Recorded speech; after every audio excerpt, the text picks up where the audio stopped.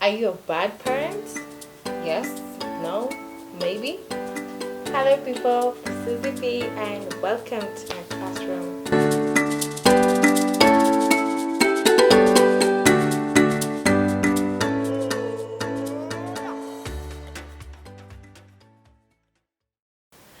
So on average in the world, we have 20% of parents who are termed as bad parents.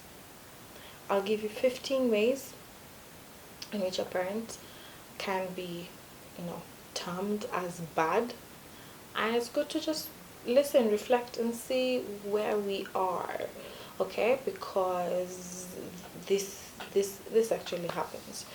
So many children are going through depression and very many mental health problems. Could be because we are on this extreme or that extreme. So let's find out how. And it could be the smallest of the smallest things. Point number one, it might sound trivial, but a bad parent is one who avoids parents' meetings in school. I know. I know. We say, we're busy. What are they going to tell us that is new? Or what? It's not even the act, or the information you're being given in those meetings. It's what it symbolizes. You going to school, meeting with the teachers on a regular basis, sends a message to your child that, wait a minute, I am important to my parents. They stopped everything they're doing, they cleared their schedule for me to come to school like other parents. It's not always that is the child whose parents never attend parental meetings. And if you are that parent, please try your very best. It doesn't matter how demanding our work is. If we end up losing our children, then everything else is in vain, because who else do we work for? Second point, and I know this episode is going to be triggering, yeah, but we've all made these mistakes, myself included. And the second thing is not conversing with your child on a daily basis. I can go further to say, if you're able to, I know it's a privilege, but if you're able to, please pick your child from school every day or drop them off at least, just something. If you're not able to do that, have either, dinner together where you have that conversation with your child, or just an opportunity where you can have, and it's not even a lot, just even 5 minutes of just that small interaction, whatever time of the day, it goes a long way. If you're not able to do that, what are we doing? Some of us, we are totally unable, because either you leave before your children wake up or come back after they're asleep. But try and compensate for that over the weekend. Spend some extra time. If you were to spend 10 minutes of each day in the whole week that you couldn't do, then put that into an hour or two over the weekend, and then have that conversation. Get to know what they're doing, get to know what's happening with them. Check their diaries on school. But just that conversation of nani alini chapa, this child beat me up, or so and so said something bad, those small things that look very trivial go a long way. They validate your child. They give them a sense of identity. So have those regular conversations, and like I said, they don't have to be a whole 5 hours. No, it's just those few minutes in a day that even if you're not in the country, if you're able to just call your child every single day, have a conversation daily, you'll see what a remarkable improvement your child will have in terms of the behavior. So all the bad habits that are happening in school, it's usually just because they lack somebody to converse with, somebody to give them attention and ask them how they're doing. So it's really important. A third parenting mistake we make is allowing our children to use phones every day. On a daily basis, your child has their phone, and if you think about it, We know the dangers of being exposed to phones, even for us as adults.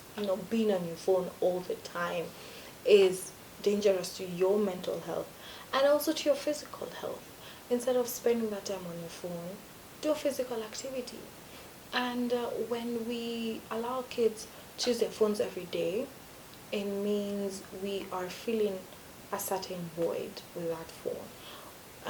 They could be somewhere playing, they could be learning social skills by interacting with others in the family, with other children around, and no, and so on. So what does that keep doing? It just keeps filling this void. And the things that they're exposing themselves to online, the people they are talking to. You see children meeting people, and I interact with teenagers all the time, and just ask them, how many of you have met somebody, physically? You went to meet this person that you've only met online, and it's almost always 90%. They're not seeing the risk because they're always on their phone. They feel this person is a person I trust. This is my family. This is my friend. What do you mean I cannot go see them? This daily use of phones makes people so addicted, so involved with this phone that they do not appreciate what is going on in the surrounding. Let your child learn hobbies. Let them learn how to play the piano. Let them play a sport. Let them just talk to somebody instead of always being on their phone. Limit the use of phones, okay? We know that they're necessary, they're important in several areas, but if there's another alternative, use that alternative and avoid this daily use of phones by children. Fourth, allowing children to sleep over with children from families that we don't know. It's a mistake I keep seeing happening all the time, and I don't understand why it's still happening. So many things have gone wrong in other people's homes. Yes, a lot more than you would know. Because people also fear saying it out loud because they know I shouldn't have let my child go to that house. But I did, maybe because I was working late and I said, you know what, yeah, go to so and so's house, sleep there, I'll come pick you up later. And children have been molested, children have been harassed, very nasty things have happened.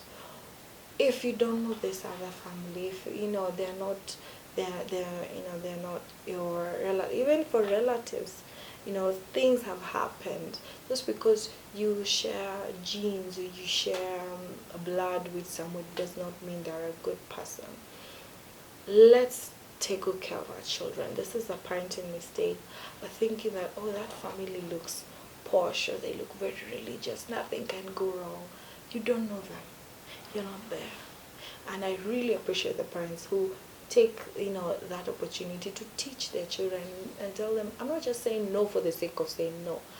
This is what I'm trying to avoid. I'm not being overprotective. I am just protecting my child from dangers that I don't know about in this other place they might be going. Point number 5, just needs to go away, is letting the older siblings raise the younger siblings. It's a no. It's just a definite no. Because these are still children raising other children. And their whole thing is we really are focused onto making money, that we take better care of the first children and then leave the others, to the older children now. The older siblings, if let's say this brother or sister is above 18, they are probably going out, they're bringing their friends, their boyfriends over, they're taking alcohol or other substances. And the thing about that age group, they don't really see the dangers, they don't really care. And so they expose the younger siblings to so many things that they should not be exposed to. And as a teacher, we see lots of things we see a lot of bad things happening to the last children because they've been set free. As parents, we spend our energy on the first ones. We are tired. The last ones, those ones raise themselves, or they're raised by the older ones. You're putting pressure on that older child, but you're also exposing this younger child to things that they don't really need. That is a huge parenting mistake that you need to stop if we are making that. Sixth, taking your child's side all the time without listening to the other side. Yes. Your child is always coming reporting, oh, I've been beaten by so and so, or the teachers did this and that. And then you're there blasting these other children in their estate. No other child wants to play with your child, And if you dig deeper, you realize it is actually this child who's been doing the, provoking people, just insulting others, knowing that you people can't touch me, so I'll just go around, to my parents. Yeah? Even at school, you're told your child has done that. You're running that, like, how dare you say this? How dare you punish my child? You didn't bother to find out. Get to the bottom of it and ask, okay, my child was punished, I've told him, this happened. Could I know the reason? Get to know why. You might even end up feeling so embarrassed, going there with your chest out, huffing and puffing there, only for you to find out that, yeah, your child was the one on the wrong and they messed up big time. They might even be suspended or expelled, but because of how you have reacted, nobody even wants to listen to you anymore. Let's get out of this zone of thinking that our children are perfect. And you see, parents say, no, my child is perfect. And then you get to interact with that child and you find out, okay, that child who puts on a mask around their parents, but they're very different outside their home. Or even the opposite can happen. Some children are just perfect in school, but you hear the things they do at home and you just wonder. So this is another mistake we need to avoid. Mistake number 7, which I have said before, a mistake is arguing in front of your child or your children. Avoid it, never do it, cut it off. I know, yeah, in the heat of the moment, it just comes, but you see the repercussions later. And you wonder why your child is always isolating themselves. You wonder why your child is not able to voice their sentiments out. It's because there's been a lot of shouting around them, a lot of arguing, and they're so scared. They grow up becoming very scared people. Or the opposite, they grow up being the people who just lash out every single time. And just because of that, because they used to see their parents arguing in front of them every single time, they notice. You might even think they're asleep, but they're there, hearing every single word that you're throwing at each other. So avoid this mistake. Another mistake is exposing your child to things that are beyond their years. And it could be something as simple as even driving. I have seen parents blame themselves because a child took the car and drove off without permission and got into an accident and died. As a parent, you live with that guilt that I wish I'd never taught my child to drive at that age, okay? Later on, and they're like, 17, 16, 18, they're fine. They are able to know a few things here and there and just, plan, estimate that car is here and this one a bit better than a child who's 12, whose feet cannot even reach the brakes. So such things, you'll end up feeling so bad because you're exposed to them way before it was time. These things of even drinking alcohol, your child is the one bringing you the alcohol. You're sending your child to open that bottle for you. You're drinking in front of them and showing them such things. You're exposing them to things you can't even avoid, because you don't know how that child's going to perceive it. Next thing you know, they're the ones drinking it, and then you're being called to school and told your child brought alcohol, and you're shocked. Why would you be shocked? Yet you've been keeping it around them. You've been showing them what it does. Okay, smoking, all of these things, they end up putting your child into places, them thinking that, okay, this is okay, I can do it, because you're taking it, but you're not telling them why. You're not telling them not to. Also, things like even sexual activity. I have seen very young children who are exposed to seeing either their parents or a parent with a partner, being indecent in front of them, being, just overly exposed to sexual activity that they really don't understand at that age. So they grow up also being, you know, sexualizing themselves and even others, because they also didn't understand. They're being exposed to something that they don't know. Okay, they think it's normal. Is this what I should be doing? And they'll tell you. Children say things in school and they say, yeah, but this is what I see happening. And you wonder why we would expose our children to such things. Okay, let's keep things under wraps. Do your private things, in private, and let your child grow as a child. Mistake number 9, giving children too much privacy. Yes, it's a mistake. Too much privacy, too much of anything is just bad, because yes, okay, so, you don't look at their laptop, you don't enter their room, you don't look at anything that is going on. We've seen cases of very many people, or very many children in this case, who have committed suicide, who've been kidnapped, who've been, done just nasty things, yet the signs were all there. The parents just needed to look. The a child disappeared one time, only for now the parents to go through their computer and see that she went to meet up with someone.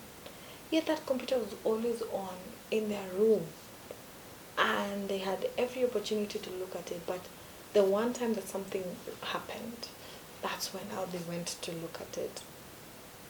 Yeah, by the time the child was found, it was too late.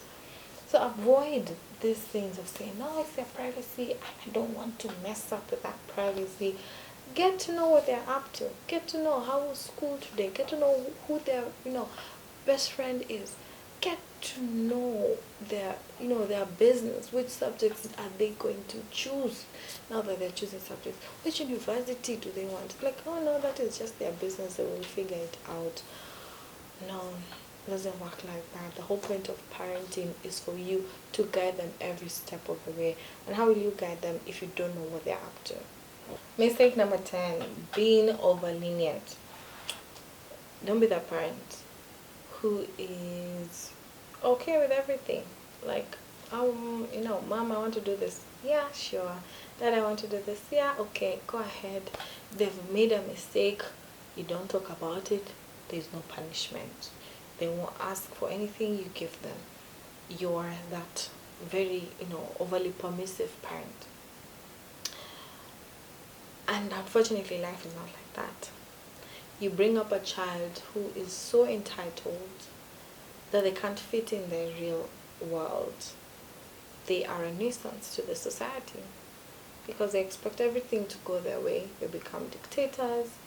And later on, when they realize, oh wait, this is not how the real world works, they retract, they have a low self-esteem, and they end up resenting their parents so much, because no, you never punished me. You never taught me the right thing. You think that you're doing, a service for them, but it's actually a disservice. It's the same thing as a teacher who's too lenient. The children disrespect you. They never listen. They never follow your rules ever.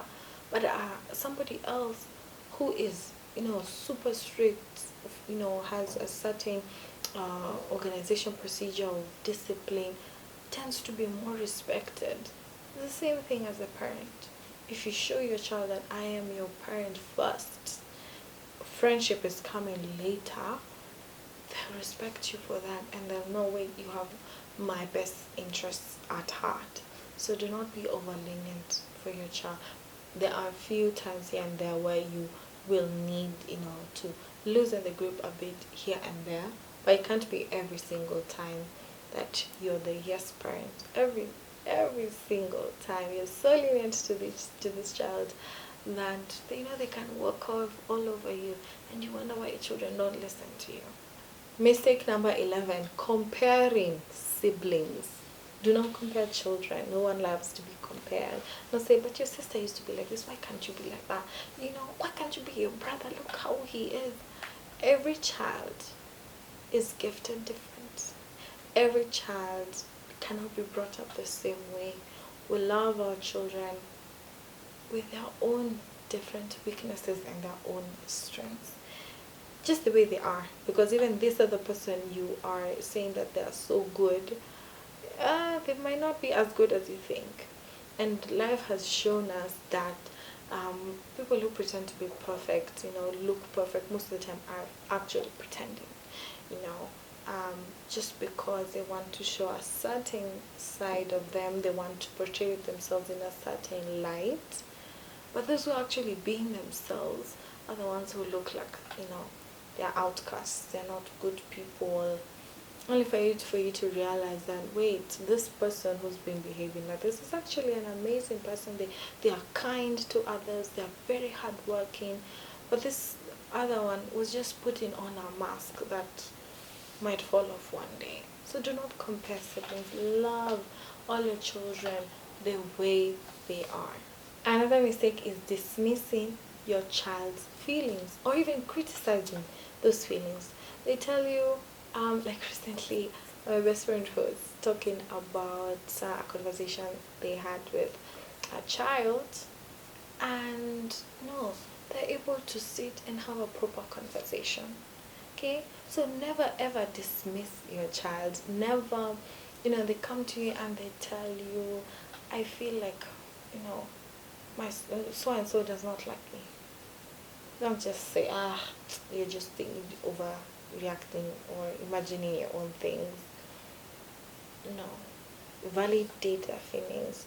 Just talk to them, get to know where that feeling is coming from.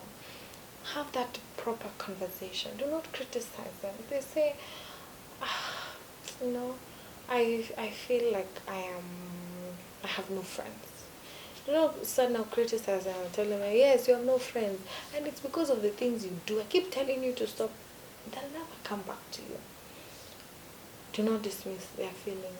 Just ask them, yeah, okay, why do you think you have no friends? But I see you hanging out with this person and that person.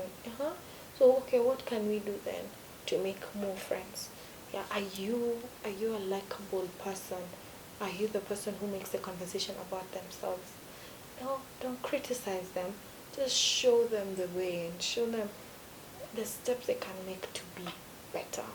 Another mistake, many of us are going through this, but using punishment as the only disciplinary method.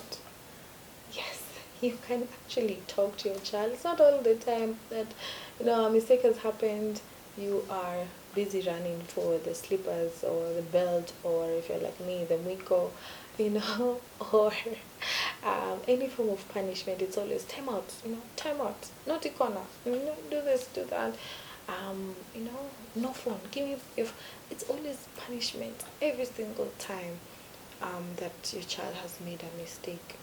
You also make a mistake. As parents, we make mistakes all the time. We're not punished all the time.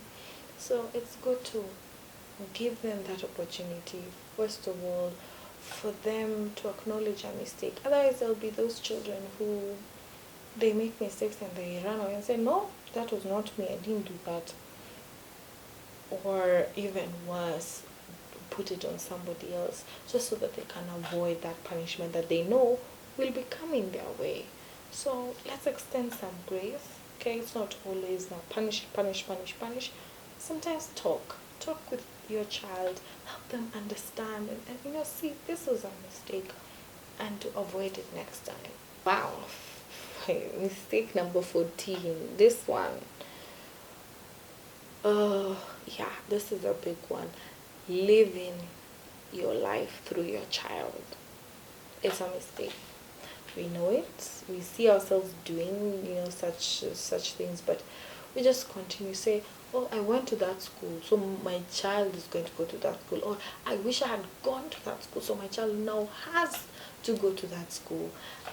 Like, if I had a body like yours, I would be wearing this clothes. So here, wear these clothes now. It look nice.